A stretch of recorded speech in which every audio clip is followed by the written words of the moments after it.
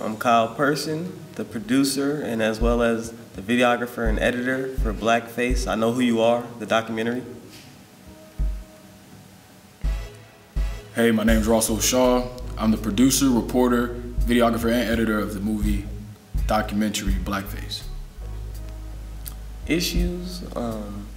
Well, really, we never really had any major issues. It was mostly just minor things as far as like maybe just meeting up with characters. And, you know, sometimes how you shoot things and you have to meet up with certain characters and they might give you the runaround a little bit, but it was nothing too major. Some of the issues that we had, I wouldn't even call them issues, kind of more so just with the interviewing and trying to get everybody on schedule with what we were trying to do. Some of the things that I want, the viewers to take away from this documentary is, just to really hone in and think about what we're actually trying to show. We're not really trying to point out our perspective per se when we talk about the black identity, but more so what people from these environments actually view the black identity as. Going off what my partner said, that's definitely something we just wanted to portray throughout while we were making the documentary. We just kept focusing on, like, we wanted people to realize that you are individuals, and regardless of just race or different cultures, we understand that there are different ones in America. We just wanted to really just highlight that people are individuals at the end of the day and have their own separate opinions and views and outlooks on life.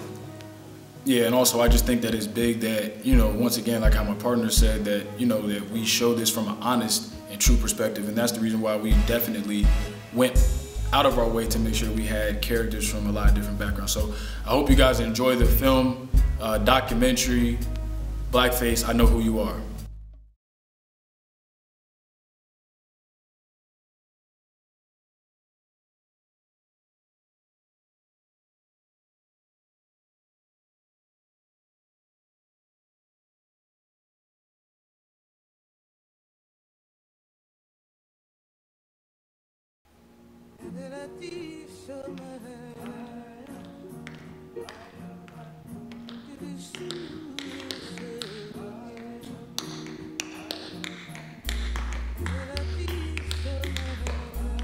Multiple ethnicities have defined black identity, but are these definitions stereotypes or true?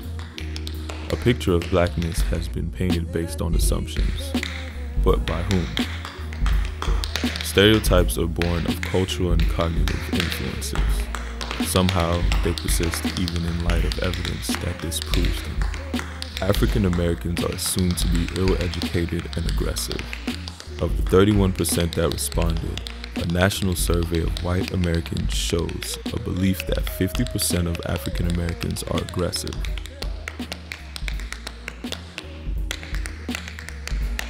With a large number of African Americans living below the poverty line, it seems there is an association of blackness with poverty. If all African Americans were wealthy, current stereotypes of black America, then wouldn't other poor people be painted with the same brush? The American people have blindly accepted a falsehood, that blackness means poverty and whiteness means wealth.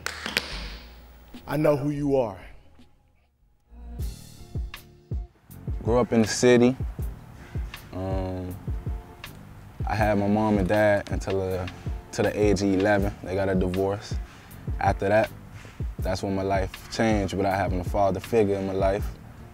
I started looking up to the people around me. I ain't have no other older brothers, so it was nothing for me to just follow the people I seen on the streets and everything. They was getting money, so that's all I knew. My ancestors moved to Philadelphia about 100 years ago, or a little bit more. Most of them are from what is now Ukraine, the Jewish Pale settlement in Russia. My dad's a doctor. When I was born, he was he was a resident at the Medical College of Pennsylvania, I guess. African Americans are presumably less intelligent in the fostered thoughts of ignorance and taught wrong by American school systems. They talk wrong means what? Contenders who are from the inner city would blame lawmakers and public officials. Chicago plans to close 54 public schools by the end of the school year, the largest mass closing of schools in the U.S. history. impacting working class families in the city's poorest neighborhoods, but others view it differently.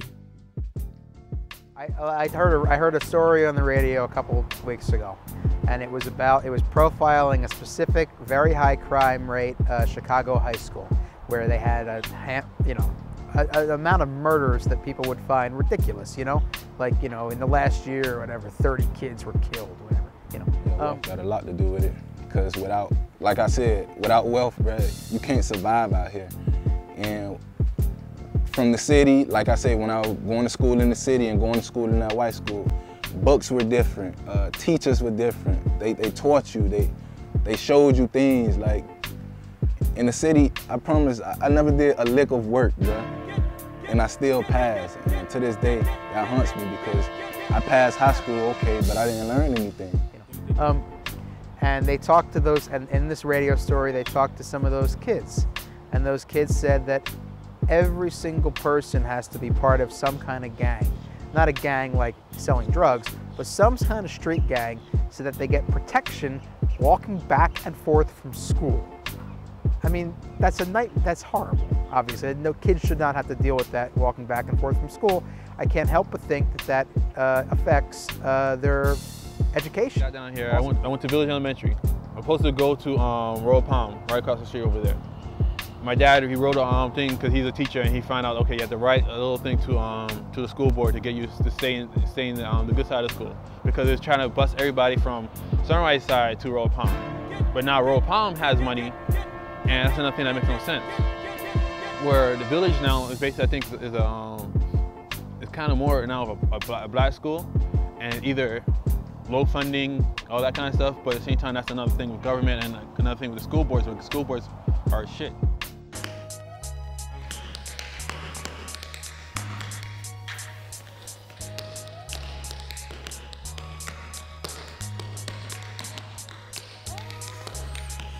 But is this who they are?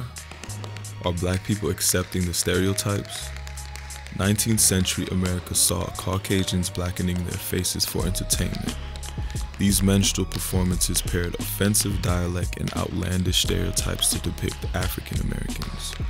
The performance, labeled coonery, would later feature black performers. Although the cast had changed, the stigmas remained.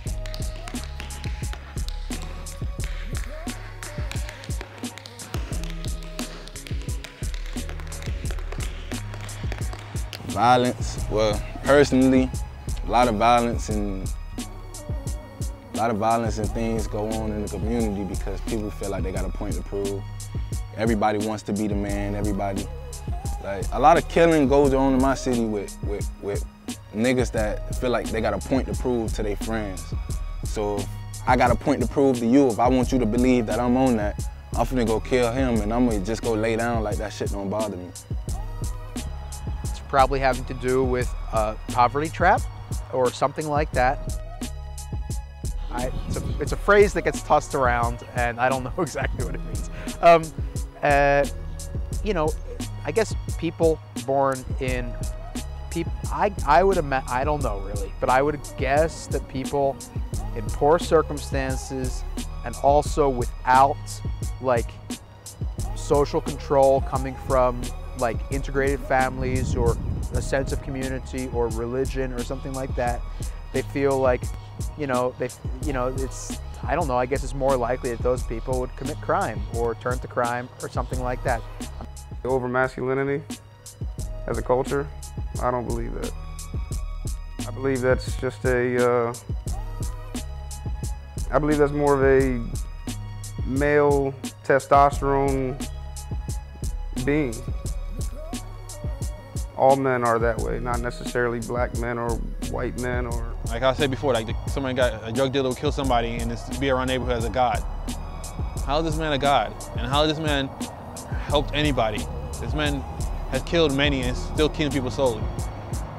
So the thing is, for what we do, to take something simple as somebody who doesn't do good for anybody, and not to report, because yes, we will get killed. That's the ultimate fact.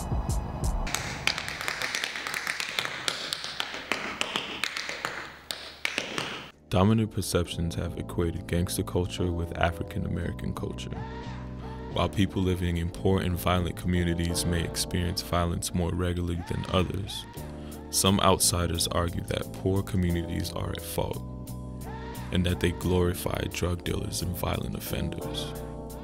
I would have two responses to that. I agree with that. I don't know to what extent it is a cause of a problem. I do think to some extent it is the cause of these problems that we're talking about. But I would say, again, two things.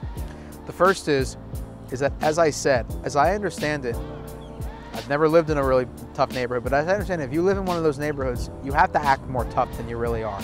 So or than you necessarily are. So part of this problem, if it is a problem of acting too macho, is not because of any external influences. It's just because of people's reaction of the neighborhood that they're living in, and that's a reaction that's analyzed in economic terms or social science terms or whatever. I have, bro. I'm not even no street. I don't consider myself a street nigga. I went to school. I did my work.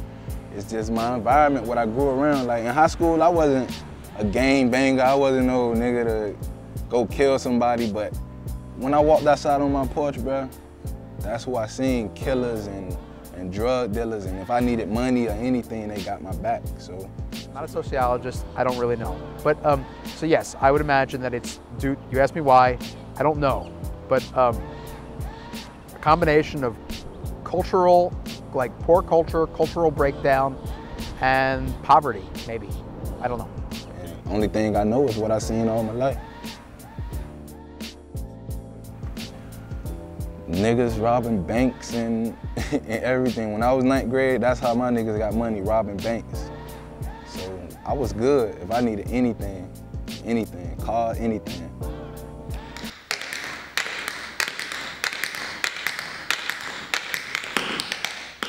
The Black identity is a name given to a particular group of people, but it is not the one that is fitting of those of dark pigments, but of those of dark communities. Poor is poor, white or black. Rich is rich, white or black. So why the separation in the community with mannerisms that are perceived cultural? It's easier in people's mind to say, like, to somehow have in their mind that there's two Americas. There's the one America, which is kind of good and kind of normal, and then there's this horrible hellhole that you don't want to go to, right? And let's just ignore that problem, right? Because they don't. There is no black identity. There is no race identity. You be who you want to be. But no, in my opinion, if you're gonna do something illegal, you're gonna do something illegal whether you're black or white. And if you're gonna get caught because of it, you're getting caught because you're stupid, not because you're black or white. I suppose most black people and most white people still today are segregated for the most part, right? Like most of my friends are not black, right?